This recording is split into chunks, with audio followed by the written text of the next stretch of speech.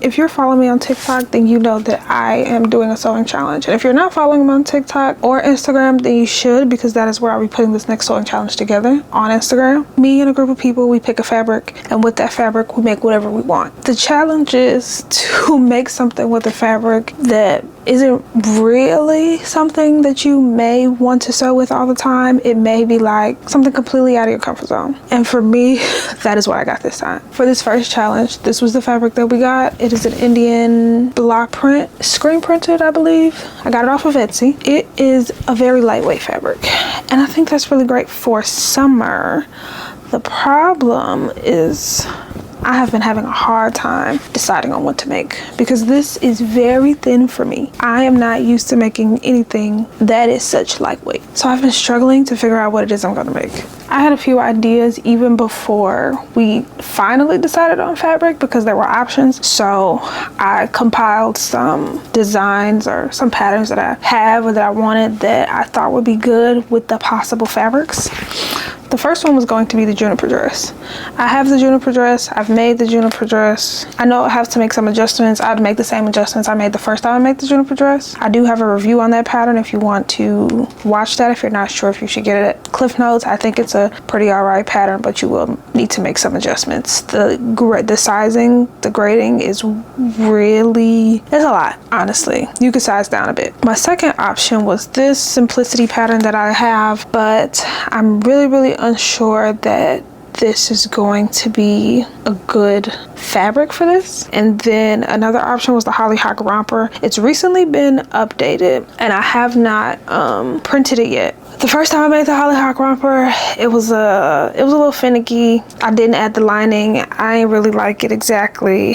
Honestly, I don't even know where it's at right now. I did get this updated version from her, so I do want to make that, but I haven't printed it and I don't want to wait to get it printed and then it's got to get to me. That was my top contender for what it is that I was going to get. My other option was the sparkle top.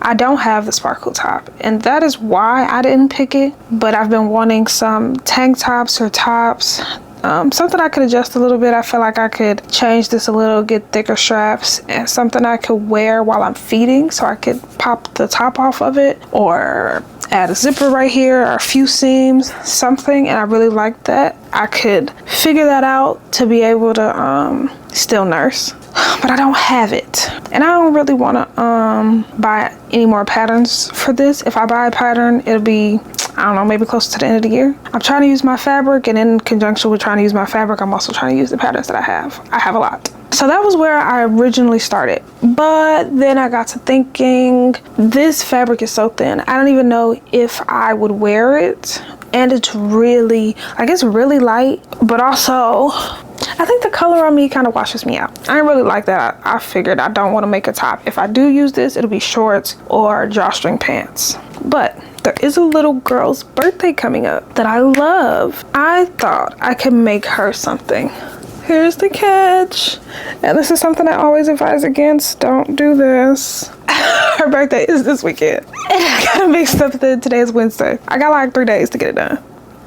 The pattern that I used is called the Wild Child dress. It's really cute. I love the ruffle. I love that it's just a straight A-line dress. There's nothing. And it's not that many pieces. It has 1, 2, 3, 4, 5. 5 pattern pieces, but you cut the front and back. There's a yoke. The few things that I don't quite like about this for this fabric is that I want to line the whole dress.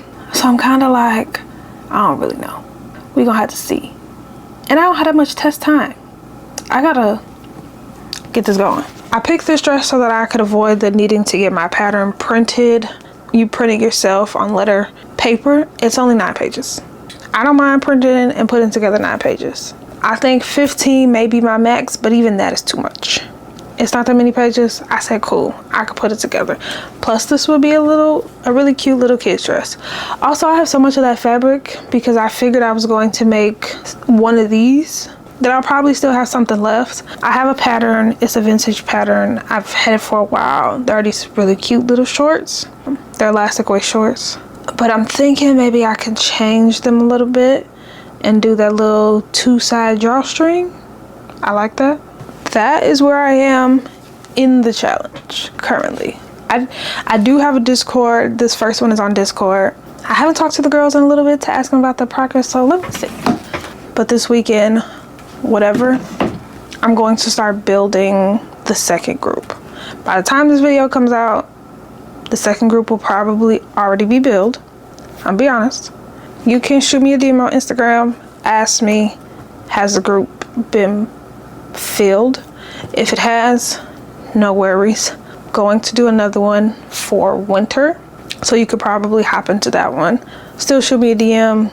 I'm kind of running the wheels on the second and the third one. Main focus on the second one. I don't know how many rounds I'm gonna do. I don't know if this is gonna be like perpetual thing that I do all the time, but for right now it's fun. It's really fun. It's a great way to talk to other sewers, and eventually I want to do one where the group is local so that we can reveal our projects at the same time, like in person. Oh, I didn't say that. We don't show our projects. So part of the challenge is we use the fabric we all made. We don't show each other our projects during the course of it. We can talk, whatever, say how's it going, things like that. But there is a reveal day where we're all going to like show, hey, this is what I made. So I do want to have an in-person version of that because I think it'd be really cool. I started the sewing part of this much later than I wanted to. And because of that, I felt like I needed to rush into the project. I was already on a tight schedule. Pair being on a tight timeline with rushing into a project that made me a little bit frantic starting off.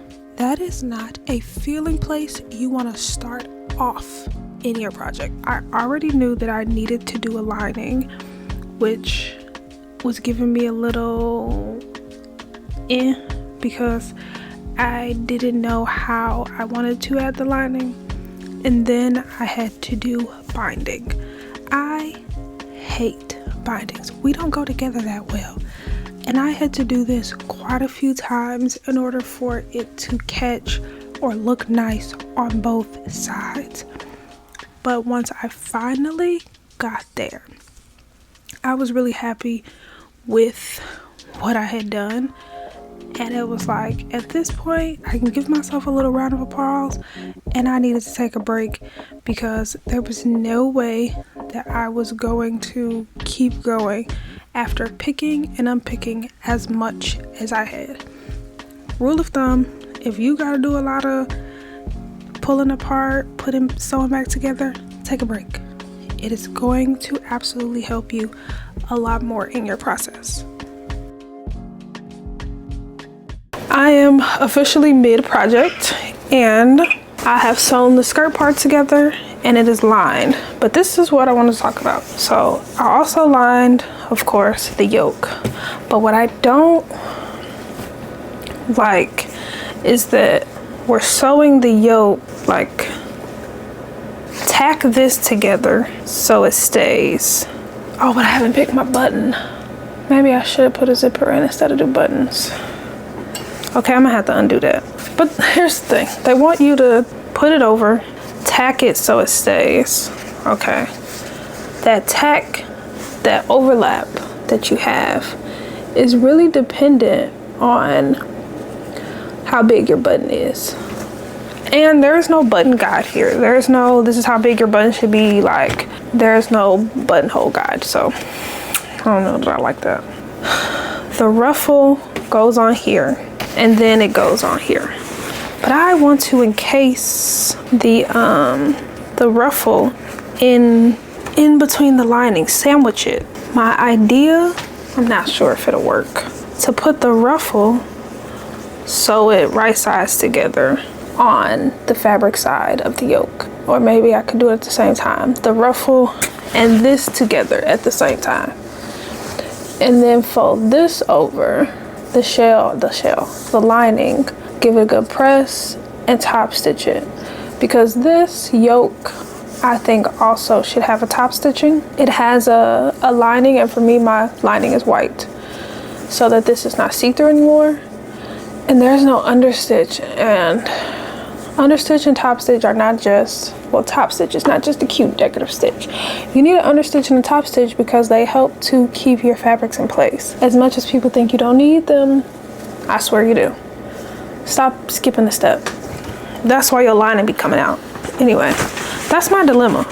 So I either go find some buttons right now, or I go find a zipper. And I've been sewing for about 2.5 hours, and that's all I've done, because I've been trying to figure out how to do this with the lining so that everything is closed together. Up until this point, I have been sewing with my Juki, which is only a straight stitch. So I had to switch from the Juki to the Viking so that I could do the buttonholes. This machine is a Viking Ruby Royal, and you cannot get this one anymore. But what I love about Viking is their buttonhole. I swear by it. Viking has the best automatic buttonhole right now on the market. I don't know that anybody will ever have a better one. It is so easy to use. A few things I'm not really great at, and one of those are buttonholes. I had to do a little testing to make sure that they were okay. So the first one I did without interfacing, and I knew from the jump that that wouldn't go well, but I tried it anyway just to see what it would be like, and it didn't hold up.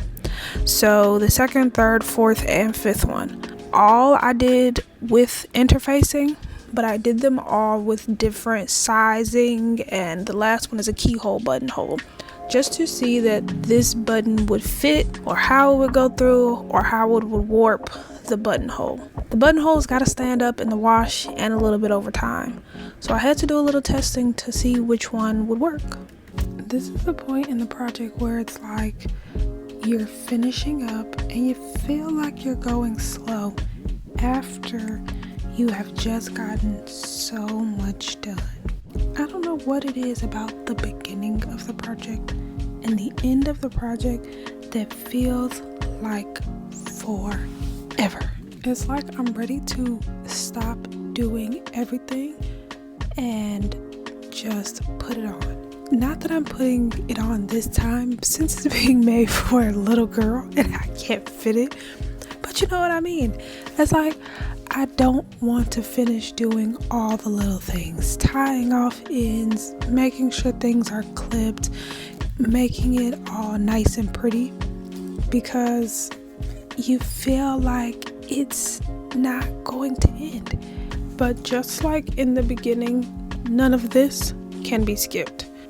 If you skip out on the prep work, then you make it harder for yourself during the middle of the project when things are going crazy. So you can't skip out on the end so that this is nice and pretty. I have finally finished with my sewing challenge. This is a dress I made for a little girl, and I thought it was so cute. I used the Wild Child sewing pattern, but this fabric was so thin that there was no way I couldn't line it. So fully lined. I should have, I think, doubled the ruffle. That would have given me some more ruffle. Love it. These are the buttons I chose. And they're so crooked. I cannot believe it. I was so mad. This last buttonhole I put on is crooked and it was too close. I was pissed. But I thought these buttons were so cute. Couldn't not go with this. I thought they were really perfect. But it's done.